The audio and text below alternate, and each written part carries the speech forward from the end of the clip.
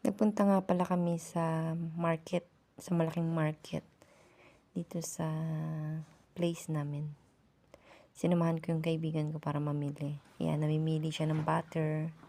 Pero yung masarap dyan, yung choc guzel butter da. Margarine, bu ulker choc guzelo.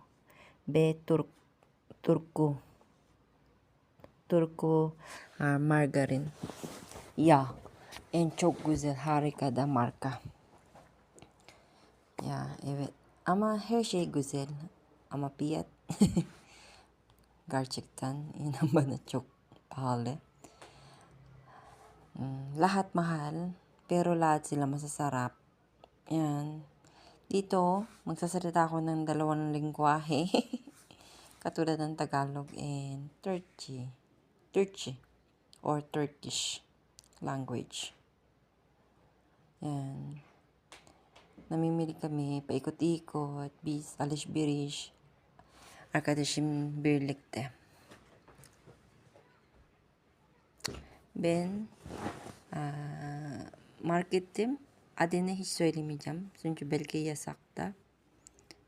Hindi ko sasabihin yung name yung market. Baka bawal. Hindi ko pa alam.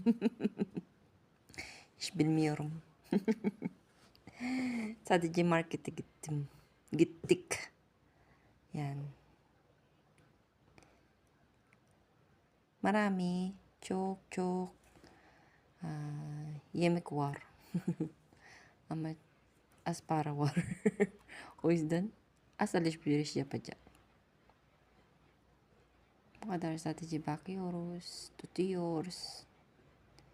Evet, her şeye bakıyoruz. Evet, şu anda çikolata. Evet, benim kızım çok seviyor. Hepsi güzel, çok güzel. Çok güzel. Şimdi tekrar onu geri koydum. Ülker, evet, güzel. Bu gasos, cola, biskuit, tekrar. Hindi ako mahilig sa biskuit. Yan, ito'y, ano to? Kefir or parang yogurt. Tawag doon sa Philippines, I don't know kung anong tawag doon. Nakalimutan ko. Yakult gibi.